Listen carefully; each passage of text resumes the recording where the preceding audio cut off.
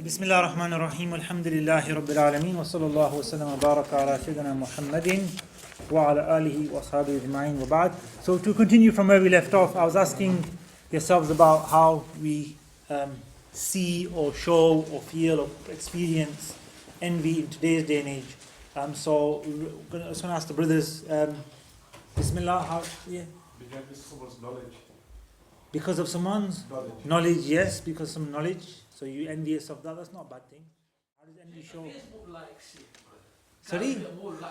Get more likes and followers on social media, right? On Facebook and Twitter and all that. Because I'm not allowed to show my abs, that's why they get Okay, right.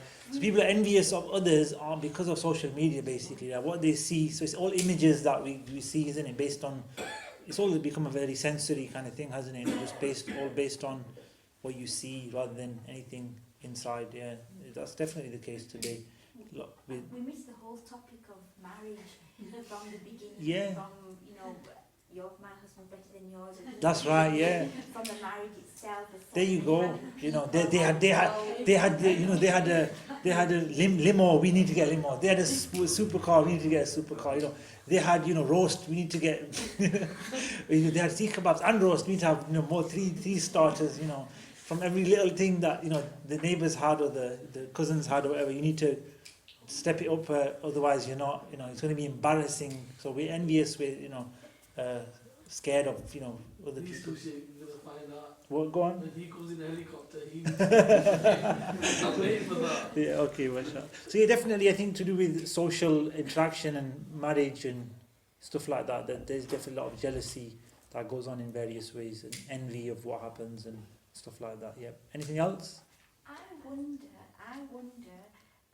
in sort of say sociology, whatever, communities, tribes that are, completely cut off from media. I wonder whether envy, how it would exist in them who don't have that kind of. That's true. It's hard to find such people. But yeah, you're right. What if people are cut off from all this propaganda or media marketing, and how would they be? I think they'd definitely be closer to the fitrah, which is a natural state. They wouldn't do a lot of the evil things and have bad thoughts and everything. Definitely be different. Definitely be nice to see such people, but I don't think they exist. Sorry, you were going to say something? No, I was just saying that those people, although they may not have those envious feelings that we have from the media and stuff and propaganda, but they would have they would still maybe envious takes on a phone because I have more better knowledge than another person, or It could exist in other ways. Yeah, that's true. It may not exist in the same way that we commonly see it today in our lives, but it doesn't mean that it won't exist in other ways. Yeah, that's possible. The Prophet ﷺ did say that envy is blameworthy except in two things. And envy here is not like not that you want to lose the blessing or to cause the blessing to be lost, but you are. Actually, we used the word admirous, didn't we? You admire somebody else. One is knowledge, that you wish you had the same knowledge as somebody to teach people and benefit people. And the other is wealth, in that you had the same amount of wealth as someone that you would use in the way that person uses it. So another person's got wealth, the person uses the wealth for good, and you would do the same. But in both of those, you don't wish for that person to lose the blessing of knowledge and giving charity to others with their wealth. But you're just admirous. We'll probably use the word hasad. La hasada illa fi ithnain. There's no hasad. You're not allowed to envy people except in two things. So although the word is used in the hadith, it doesn't mean exactly envy itself, right? There's a principle in Arabic language, a beautiful principle. It says synonyms, let's say in English. When they come together, they differ. And when they're apart, they come together. They're the same, in other words. What does that mean? So for instance, for the word piety, we have bir, we have taqwa, we have salah. If they're separate, they don't come together, they mean the same thing. Piety, righteousness. When they come together, they mean different things. So it says you have to have bir, you have to have taqwa. You mean two different things when you say that, right?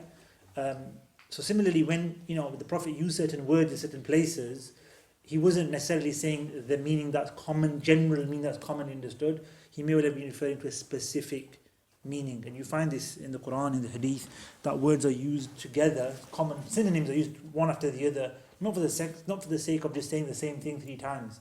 In English you may do that, you may use synonyms just to emphasize. But in Arabic there's a very subtle difference in meaning even each word, that when they mention together, it's like, okay, why did Allah mention this, this and this? When it's more or less the same thing, is it not? No, it's not. It's different, and we'll look into that.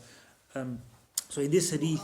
How, just that one there, how would one, I'm just saying that, for the good envy, if you've got the knowledge, if you're looking at somebody with knowledge or somebody with wealth, the intention has to be very clear, because I'm thinking if somebody wants the knowledge, they don't want the person to lose their knowledge or their wealth. But then, the other sin of for the fame or for riyah. So obviously you don't want to learn for the sake of being famous. Yeah. Doesn't say that in the hadith. It says that he benefits the people through learning. So you want to benefit people, not to get, kiss my hand here. Bismillah. I'm learning that guy now. So you kissed his hand, you will kiss my hand. No, not that you want that kind of thing from it. You want to benefit people in the way they are benefiting people. So I suppose it can be done. The principle can be applied to more than just knowledge and wealth. Anyway, somebody like a skill, knowledge isn't generally skills. That skill that person's got, subhanallah, I wish I had that skill to benefit people. But in no way do you have any bad intention towards that person. That why has he got that for, or why has she got that? That's what it means. Yeah. So it's for the good that you see, not the a bad outcome or a worldly outcome for yourself you're after. That's not the meaning of the hadith. Yeah. But good point. You could be. In a way, you're basically envying their action rather than. Yeah, rather than saying why has this person got this for, so you're not linking the action to the person. You're saying what a beautiful action this is. I wish I had it as well. Yeah, and Allah's given beautiful actions to people, right? So you're not saying that why is Allah giving it to so and so, so and so, so and so. You don't link it to the being or the person, but you kind of want the good action for yourself as well, which is a praiseworthy characteristic. The Prophet told us that. So moving on now to the cure and treatment for hasad or envy. And Imam Ghazali throughout the Ihya Ulumuddin, whenever he talks about cures and treatments for these diseases in the 3rd section, in the Rub al-Muhlikat, the quote on the destructive factors, he always mentions 2 things, and he always puts it forward in 2 ways. He says you need to have knowledge and you need to have practice. You need to learn first of all what's right and wrong and have understanding, and then you need to act and have practice and practically go about doing something to help yourself change. So when it comes to envy, we need to know certain things and we need to do certain things, right? This is how he says. So he says, what do we need to know about? We mentioned some of the things we need to know already, of course, because we're learning about envy, but what is it that we need to know about that will help us to avoid envy? So first of all, the very first thing is the fact that we're discussing it as a disease of the heart, as a deadly sin, as a bad trait. If we first of all understand that, so saying it might not be enough, we need to understand that. You need to understand it was Iblis, like we said earlier, that did this. It's caused him eternal destruction. You need to understand that, as the Prophet said, envy devours good deeds just like fire devours wood. Right? And he actually said firewood, which is devoured quicker and burns more quicker and ignites, and kindles a greater fire. So that's how quick and severe envy is in terms of eating up our good deeds. When you know that, so you understand the impact, the danger, the deadliness, the fatality of such a thing, then you will realize that I need to avoid. So you have now understanding, right? So the first step is to know this is bad, I need to avoid it. Now that's not easy. Guess what? We don't do that for the rest of in other parts of our lives. How many times have we been told the samosa are bad for you? How many times have you told that there's too much sugar in this? And what do you go and do? Have another one, and again and again and again, right? And people tell you, oh, these mobile phones got these electromagnetic radio waves and it's bad for your brain and keep them away from your head. What do? You keep, ladies, I've seen them, they stick their phone in the hijab all the time. Right? I was like, the men just, get Bluetooth. I mean, Bluetooth is probably going to be bad for you, but at least it's going to be less. But this is the thing, we know the harms of things, but you know what? It doesn't have an effect on us. It doesn't really make a change on us. Right? So when we say knowing something, it's different in Islam and different in this context, what I'm talking about right now. Knowledge is that which brings benefit or positive change, if you want to call it. So when we say, you need to have, Imam Ghazali says you need to have knowledge, you need to learn something, he means automatically that's got to have an effect on you. And if it's not, then you're in a very dangerous situation, because the beginning of Ihya Ulumuddin, he says something which is very scary, very scary. He says the most severely punished people on the Day of Judgment, the most severely punished people on the Day of Judgment are those who had the knowledge but did not act upon it. Right? So you coming here is either a proof against yourselves or for yourselves. So learning isn't always is made out to be right, or I'm learning. If you are changing and improving, that's scary. Think about it, right? If you're not, then oh my goodness, what is going to happen to me on that day? All these things we're hearing and learning, there's got to be a change. There has to be. You can't just come and think, okay, I've took something, go home and just carry on. There's got to be a little change. There's got to be some sign, right? Whether it's a little bit more regret in the heart, whether it's a little bit more effort, there's got to be some change. You can't just expect to be given, amnesty and forgiveness by just knowing. Knowing isn't enough, right? Shaitan knows. He knows. He says on the Day of Judgment, He's Allah, He's the Lord. He's gonna do. He says that on the Day of Judgment. He knows, but guess what? He didn't act upon his knowledge. He knew it, but he didn't want to act upon his knowledge. He knew and he didn't want to act. A level of arrogance. We don't know. We know, but we find we're lazy. I don't want to say we're arrogant. We're lazy. We fall into heedlessness. That's probably a big disease as well. We're so oblivious and just we're not aware of the repercussions of our laziness and our lack of application of what we learn. So when we say here, when Imam Ghazali says you need to have learning, he means there needs to be impact of that learning upon the heart, impact of that learning in our lives. But it comes from there, that if you know the harm of something, you will, especially the severe harm of something, you will try to avoid it at all costs, right? And I'm sure, I'm thinking we do it for our worldly stuff. As soon as you know that you using your mobile phone while you're driving now, how is everybody when they're driving now looking around, any cops around? See, we know when it hits our pockets, we get scared, right? Get banned. £2,000 fine, 6 points, or we get scared and we put that phone away. We do whatever we do that. You should do that. I know some of you don't. I see people using their mobile phones in the cars even now, right? When you get stuck driving traffic, and those of you do, you'll see people looking down their mobile phones in the cars. It's still, right? So you feel guilty. You just don't touch it. Khalas. Keep it in the holder and keep it away from you, right? You can wait, but if nobody told us there's a punishment, guess what?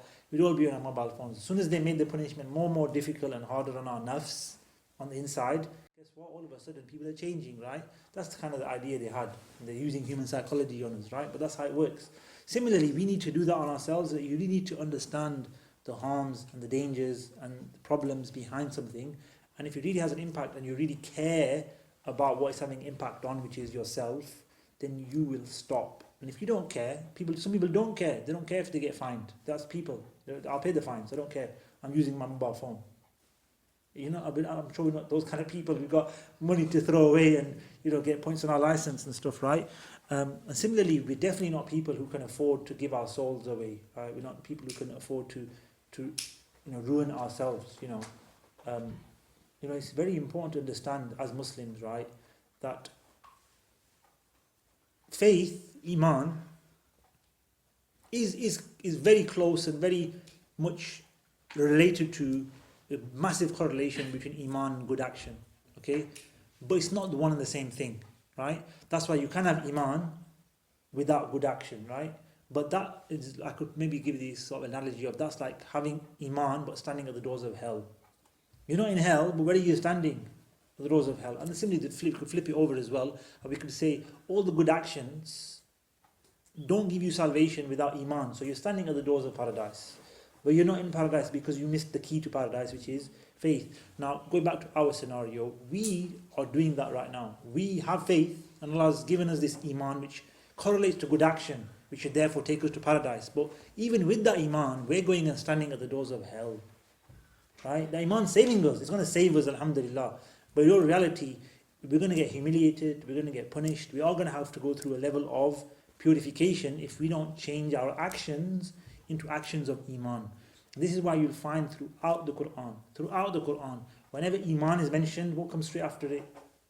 إِنَّ الَّذِينَ آمَنُوا وَعَمِلُوا الصَّالِحَاتِ الَّذِينَ آمَنُوا وَعَمِلُوا الصَّالِحَاتِ. You will find the mention of iman is coupled with pious actions, good actions.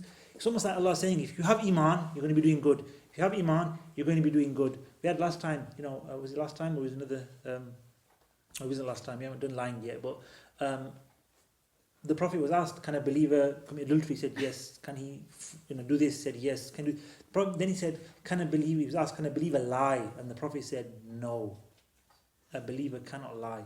Why? Because lying is like disbelief. It's like, Iman is truth and kufr is falsehood. So a Muslim can never be associated with falsehood, right? Which is why lying and false testimony are amongst the greatest. It's up there with shirk, it's up there with disobedience of your parents, up there with riba, black magic. Lying is up there. False testimony is up there with the greatest and the gravest of all sins, because it almost negates your faith. If you're lying, you're in this form of being treacherous and unfaithful, right? So the Prophet said, no, a believer can't lie. The tongue of a believer cannot do this. Right? So this is what to put that in context to where we are here, we need to start moving towards paradise, towards what Iman demands of us, right? Dictates of us, should be our, outward manifestation of this inward Iman we have. And if it's not, then, this is where we're taking ourselves, we're putting ourselves at risk. We need to rectify ourselves inwardly and outwardly, inshaAllah ta'ala. So what are I'm going to run through the treatments because we are running shorter on time. So knowledge, you need to know that the danger of envy, first of all. So the dangers of envy. One of the things we mentioned earlier, and I reiterate again, we need to know this should help us, and it all comes down to Iman again, but you are challenging Allah subhanahu wa ta'ala. You're saying to Allah, you got it wrong. Why did you give so-and-so something? We said this earlier. But when you realize you not being happy with the decree of Allah subhanahu wa ta'ala, so this is why we say, Amantu billahi wa malaikatihi wa kutubihi wa rusulihi wal yawm al-akhiri wal qadri. And you can say qadari, khayrihi wa sharrihi. We believe in the qadr, the decree. What Allah has decided and given to people, we believe in it.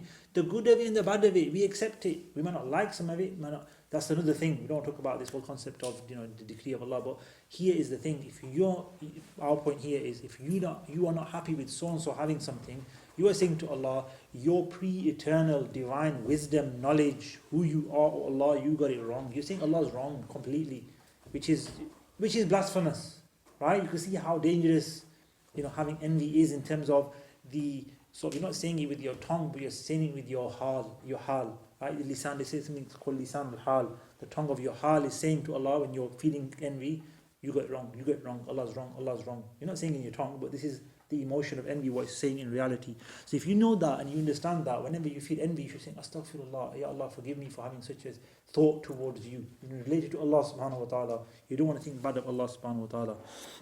Of course, envy, and we did talk about this, but we mention it now, is harmful to the envier and the envied, both, right?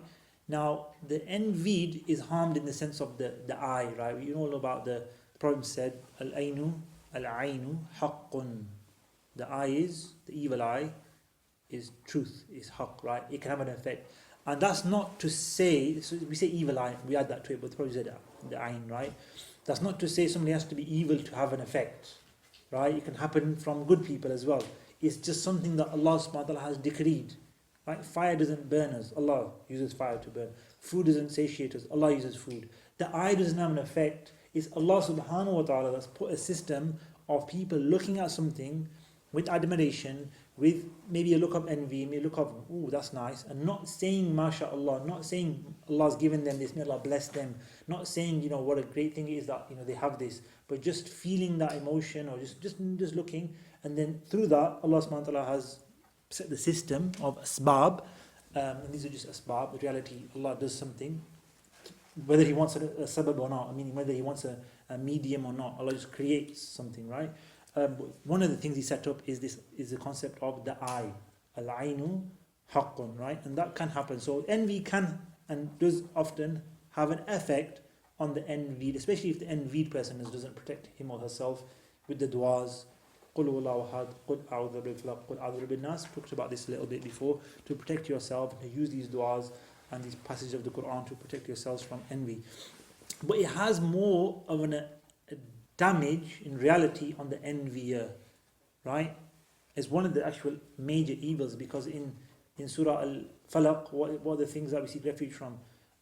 من شر من قل أعوذ برب الفلق من شر ما خلق, creation in general. وَمِن شَرِّ غَاسِقٍ إِذَا وَقَبْ, from the darkness of the night when it gets darker and darker, right? Things happen at night that are bad. We seek refuge in all those evil things. وَمِن شَرِّ النَّفَّاثَاتِ فِي الْعُقَدِ, from people or the blowers into the knots, right? People who practice black magic and whatnot. وَمِن شَرِّ حَاسِدٍ إِذَا حَسَدٍ, and from the evil of the envier when he envies. So an envier is somebody who brings about evil, right? And it's one of the major harms out there. So when envy occurs, we need to realize that one of the major manifestations of evil is occurring on the earth at that point. And it was one of the major ones with Allah and Adam alayhi salam. That caused a lot of harm, right? It destroyed one, and not only one, he's going to destroy shaitan, a lot of other people along with him, right? That was all based on this harm or this shar, this evil of hasad. So it's an evil, right? So how does it harm the envier? First of all, we talked about in the sense that the envier is changes into this state of not knowing where he or she is at, and can go into this sense of arrogance and so forth. But more so in that if somebody envies and it becomes like a proper envy, like, it may happen towards someone due to their, possessions, or due to their status, or due to their marriage, or whatever we talked about. Somebody's more popular on Facebook, basically, can happen.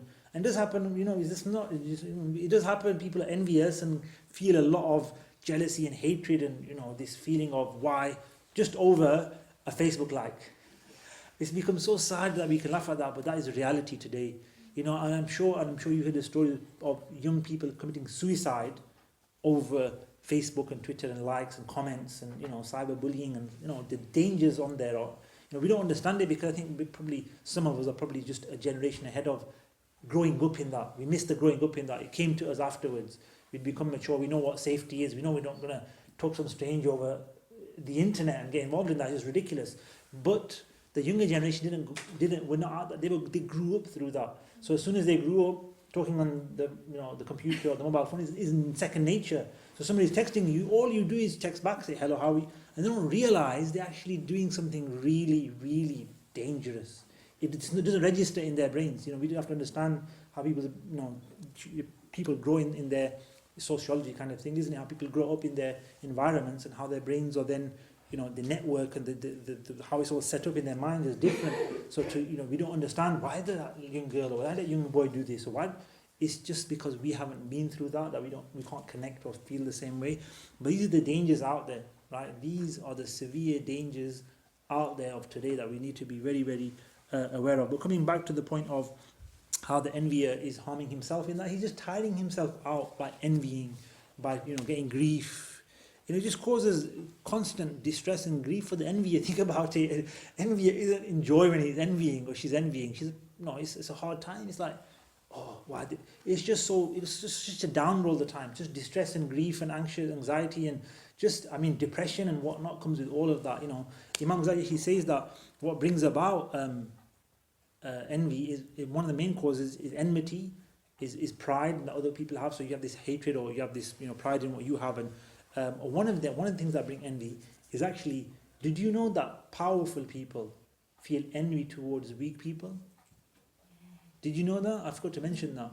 Powerful people feel envy towards weak people. Did you know that? Now I'll explain why in a minute, but powerful people actually feel envious of people who are lesser than them. So powerful, the boss might feel envy of the employee, the leader might feel envy of the people, right? The teacher might feel envious of students, whatever level, that's the case, that happens. You know how? They envy the simplicity of the life that the other person might have. Like a rich person might have so much money, and he's like, oh, I've got to worry about all of this. That lucky poor man, he does not got any money to worry about. It's this distress and grief that when you have so much same thing, when so much responsibilities and so much more, that when you see somebody with a simple kind of life, you think, I wish I had that. I wish this person gets what I have and goes through the problems I've gone through. Right? That's what people think like that, because that's what Prophet Envy said. Envy is a form of harm for others when you want people to get harmed. This is one of those ways. So somebody like the boss is like, these employees don't know what I go through. I wish all of them has to gets my job and this, that, they become CEOs and they have to go through all this. And they want bad for their employees. They want people to experience the same things they've been through, even though they're higher up. And even though they've got more, outwardly they may seem higher up and more money and more status and whatnot. But inwardly they don't want to give up that status, of course. But it's eating them up so much, they become envious of the people and they want to actually pass that harm on to them, in a sense, right? So powerful people are envious of the simplicity and the ease that other people have. You going to say something, Haji Sam? Yeah, that's right. Yeah, the envious of that, the peace and calm people have. That's definitely the case, right? You know, the parents say, wait till you become. That's right. Wait till you. I mean, I don't think the parents. It's We not should. the last way, but Yeah. you don't have this I think issue. parents just want their children to understand more than to go through those things. I think they want them to learn. But I think parents understand you learn through experience, and the children need experience. I think I've learned that in life in the last few years, that you see somebody going through something, you don't deliberately don't help people. Like, not help as in don't tell them everything, because you think, if I tell him everything, he won't learn. You just let him go through it, experience it, come back to you and say, you didn't tell me. He goes, I know I didn't tell you, but do you understand why now? And they'll say, yeah. Right? That's what I think parents with their kids, they don't, they want them to go through experiences, but at the same time they get frustrated that they don't go through them and they get out of it and whatnot, right? And that's the same in life. When you deal with people, you realize sometimes let nature take its course, and people will learn lessons through that. The second part which we talk about, which I haven't got onto yet, is practices. How can we actually do stuff to help us get rid of envy towards others? I'm going to give you the hardest one first. Do good to that person that you envy. If you envy that person who's got the better skills than you, and just go and give them a gift. Go and say you got really good, that skill you envy, say it's really good, you're doing good, I hope Allah blesses you in it. Do dua for that person, right? In front of them, praise them in their face, praise them in front of other people, right? Do good to the person you envy. It's similar to hatred. If you have hatred of somebody, say good to them in their face. They come together and in hatred. Hatred is the cause of envy in some case, majority of cases, right? So do good to that person. Give them a gift. Say something good about them. Do ihsan to the one whom you envy. It's helpful to you. They'll get a prize, they'll get a gift, they'll be happy, but you'll actually feel something's breaking down, this barrier, this feeling inside is being taken out of your heart, this malice, this hatred, this envy, because of the fact that you now like this person. No, I don't. Well, you're trying to like them. When you try to like somebody, it breaks down barriers. So that's the difficult one. Show joy at the blessing. So it's similar to doing good to somebody, but actually showing happiness. So sometimes this happens a lot. So somebody's talking to you about somebody and saying, oh, they did, and you think, yeah. So I'll give you an example, right? So Imran's a youth worker. So Imran's sitting there. So another guy comes to him. I met this youth worker the other day. He was amazing. He did this. Imran's thinking, I'm a youth worker. What about me? Right? So what do, Imran? You feel like a bit of jealousy towards this youth worker, don't you? Right? So what are you supposed to do? You're supposed to say, MashaAllah, that's fantastic. Allah bless him. But in the heart, you're thinking, right? Don't go to his, because he's taking you away from me. You're mine, not his, right? We've got control over their disciples. But yet, see, this is a form of when envy kicks in, when you're told about somebody that has similar qualities, and you think, wait a minute, that's better than me. He's more, what you're supposed to do at that point is praise those qualities. Say, look, alhamdulillah, fantastic. People come to me and say, I heard this talk from this sheikh, and I just say, alhamdulillah, fantastic, great. I do feel a bit inside. Don't tell me about other sheikhs. I don't need to, I do obviously need to listen to other people and learn from them as well. But it happens, in different ways. Doctor, somebody will come to you and start talking about another doctor and saying how they treated a patient, and you're listening to it, you're thinking, okay, thank you. But there's something inside that makes you want to just say to the person, shut up, right? Nay, okay, alhamdulillah, mashallah. But obviously we don't want to say that. We just want to say, mashallah, it's brilliant that there's so much good out there, right? Alhamdulillah, may Allah make more youth workers, make more doctors, make more teachers, make more good out there. Why are you jealous of Allah spreading the good through another person, right? So praise the good qualities of other people that you may feel jealousy towards. And the next one it says here, censor yourself. That means tell yourself off. We don't do that anymore. That was a practice of the Muslims. You sit down and you tell yourself off. Good little, like that kind of thing, right? You say, who do you think you are? You're trying to disobey Allah subhanahu wa ta'ala. You're going to destroy yourself. This life is very short. how do you think you're going to survive on the day of judgment? Do you think you're going to get paradise just like, just you say, Amanna? Allah says that. Do they think they can say Amanna and that's it? We believe and that's it? It says, Wahum yuftanun, they'll be tested. Right? So don't think you're going to just be successful through saying, I believe. No, there's going to be tests. Be patient. Try your best. Don't get involved in this. Right? This is a general cure, but for envy it's mentioned in the sense that because envy really hits the heart deep, you need to go to the heart yourself and talk to yourself to get it out. But it's for anything that you can't really censor yourself for, being bad to somebody, saying a bad word, anything that happens, you can really tell yourself off. But for envy, it really helps to get rid of that feeling because you know that you're wrong. You're telling yourself you're wrong, and that's what Imam Ghazali says. When you feel envy and you oppose that emotion. When you feel envy and you think that person, why has he got that for? Why has she got that for? But you think, no, astaghfirullah, what are you doing? Stop it. You're fighting against yourself, then that's Iman, he says. That's Iman. That's faith. You have faith because that faith is stopping you from you're not transgressing. The Prophet said, if you have envy, then don't transgress. You're not taking it to a transgressional level. You're taking it to a level of the law. The Islam tells you that, your Iman dictates in your heart, you should be behaving like, and you feel, there's an inward reaction here we're talking about. You can tell yourself off verbally and speak to yourself, do it in absence of other people. Otherwise they might think, who are you talking to then, Are you okay, Imran? You do a bit of that, don't you? Yes, yeah. It's actually a principle in spirituality called Tawbikh al-Nafs. They got a special word for it. Tawbikh al-Nafs. Imam Busiri does it in his Burda. Like, see the Burda, there's a section on Lom, the Tawbikh. He tells himself off. What you think you are, right? He talks about it. He goes, Ya la'imi, that's the he says, the first line of the second section, that'll kick it all off.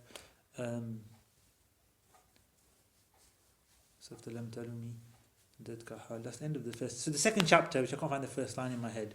The second chapter is all about blaming, censoring of the Qasida Burda, which is 10 chapters. The second chapter is about 15-20 lines. Talks about blaming the self and also being aware of the plot of shaitan and the plot of the nafs. وَخَالِفِ النَّفْسَ وَالشَّيْطَانَ, and oppose yourself and the nafs. Oppose yourself. خَالِفِ النَّفْسَ وَالشَّيْطَانَ وَعْصِهِمَا, disobey them. وَإِنْهُمَا مَحَّضَاكَ نُصْحَ فَاتَّهِمْ. Even if they give you advice, be careful. Your nafs and shaitan are, avowed enemies, basically. Right? Be careful. Right? وَالنَّفْسُ كَالطِّفْلِ. The nafs is like a child. إِن تُهْمِلْهُ شَبَّ عَلَى. If you ignore it, it grows up. حُبِّ الرَّضَاعِ وَإِن تَفْتِمُ لَيْنْ. It grows up wanting to suckle. And when you try to wean it, it's not going to wean itself off because you kept on feeding it. It's like if you ignore it and you neglect it, it gets more and more difficult to change it. Right? And it talks about the nafs and how it's inclined to the sweet things, and he says make وَاسْتَفْرِغِ الدَّمْعَ. Try and make tears come out of your eyes. Try and get some tears out of your eyes. وَاسْتَفْرِغِ الدَّمْعَ مِنْ عَيْنٍ, from an eye imtala'at, which has become full of what? Maharim, of haram. Make tears come from the eye that you're filling with haram. Right? So he's telling himself off and blaming himself for the things of his past. He had issues and he did certain things. He wasn't a sinner or anything, but he was more in the dunya than he was in the akhirah. He used to praise kings and he used to get money for it, and he used to get, he was like quite a famous poet and had quite a rank for the dunya purposes. He changed and did his tawbah, and Allah kept his rank and status, but not for the dunya, for the akhirah. Jazakallah khair. So Allah subhanahu wa ta'ala kept his rank and status. Remember Imam Busiri for praising the Prophet ﷺ. He didn't seek it. He says it in the end. He said, وَلَمْ أُرِدْ زَهْرَةَ الدُّنْيَا. I didn't intend the beautification of this dunya from my praising you, Messenger of Allah. He didn't want that. He never intended for the Qasida Burda to even be known to anyone. It was after him that people got to know it and spread it and so forth. But that shows you that he changed. He told himself off. He turned things around, and it can happen for all of us. Right? Talks about food. Let's do the one about food. It says, فَلَا تَرُمْ بِالْمَعَاصِ كَسْرَ شَهْوَتِهَا إِنَّ الطَّعَامَ يُقَوِّ شَهْوَةَ النَّهِمِ. Do not try to break your desires by fulfilling your desires. See, if I give it my nafs everything it wants, eventually it'll stop. Right? And if you give it what it wants, people say that, I'm going to get through all this, do all these things, and then I'm going to do tawbah, I'm going to change. Don't do that, that's silly. Why? Surely food increases the يقوي شهوة النعيم, increases the desire of the glutton. Right? When somebody's hungry and you show them food, they get more hungry. When somebody's even full and you show them nice food, they want to eat it still. Right? Don't think you can break your desires by giving it more of what it wants. It wants sinning. You think I'll give it more and more sins to cut that off. No. You know, your nafs wants food. You're given enough food, you can't eat, but you think, oh, I wish I could have a bit more. You know, you still want to have the cake, the pizza, whatever it is that you like eating, but you know, need to avoid that kind of thing. You know, that's exactly what Imam Busiri is telling us to avoid, inshallah ta'ala. And the last thing Imam Ghazali mentions is something we mentioned already, and we'll finish on this, is to control yourself. That if you have an opportunity to do something, is to control your limbs, he says. So physically change. In other words, you were harming somebody, stop. That harm could have been due to envy, in other words, right? You can harm somebody, control yourself. Don't do something.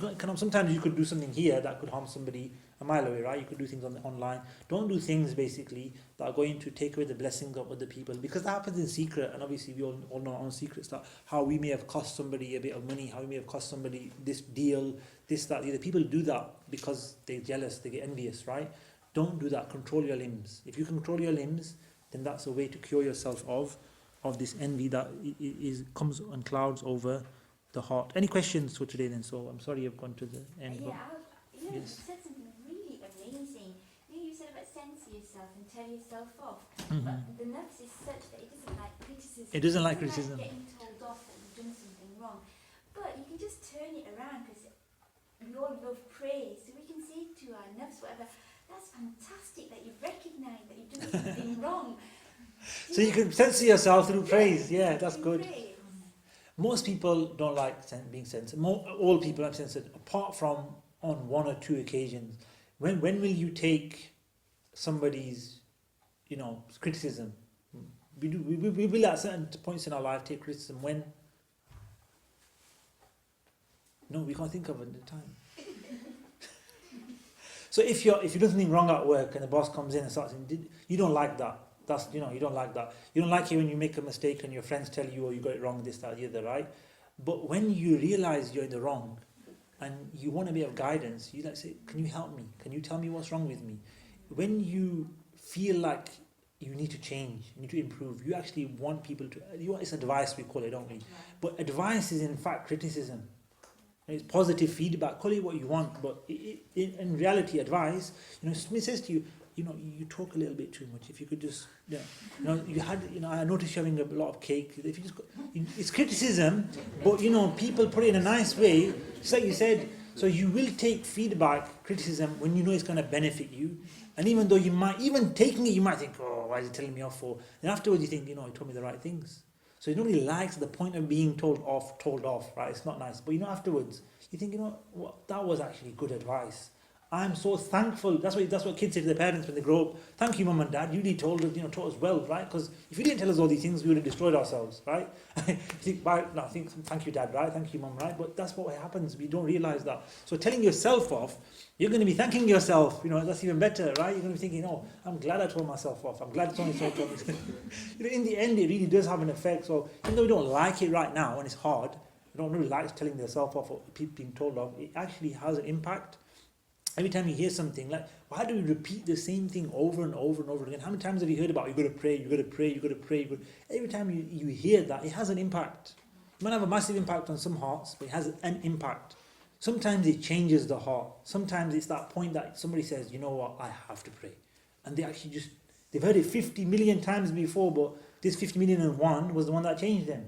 Because each and every 50 million one previous had a little impact, that amounted to this one having, critical mass, we can call it, right? It reached critical mass, and that's when it has an effect. So don't give up on something because it's not having an effect right now. Keep on doing it, and you will eventually see that click, that change. It happens. People give up on people. We're judgmental. We don't have hope in people. Myself and Imam talking about this, weren't we? We just tend to just give up and criticize, and we need to give people a chance. The true state of affairs, to be honest, in human beings is good. Allah created us in good, right? Allah gave us a choice. What's the word for choice? Ikhtiyar. Ikhtiyar comes from khair. So in other words, if you choose what you're choosing, khair. Ikhtiyar means to choose good, believe it or not. It doesn't just mean to choose, right? So Allah has given us this innate ability to choose. In other words, Allah named it after a word which means good.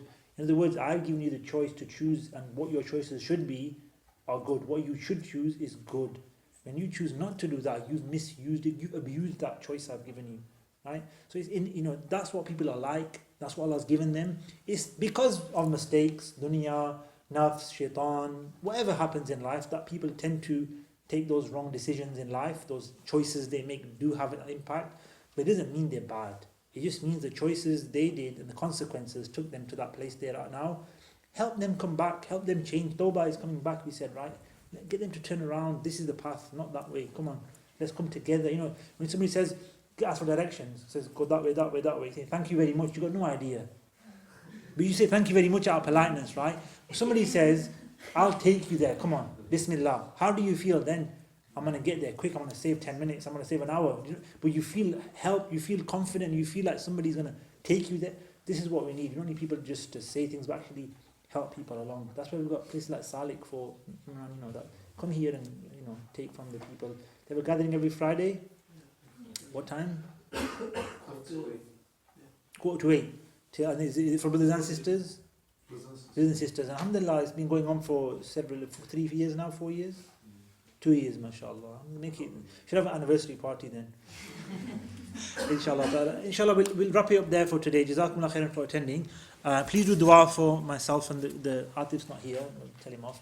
But we're going on Umrah Wednesday, so in less than a week's time, inshallah. So please forgive me for any wrong that I've done, and make dua that we get there safe and we benefit from our time there, and we come back in a better state, having improved, inshallah. Thank you very much, and see you all in a month's time. Assalamu alaikum wa rahmatullahi wa barakatuh. Okay, mashallah, everything good? Okay.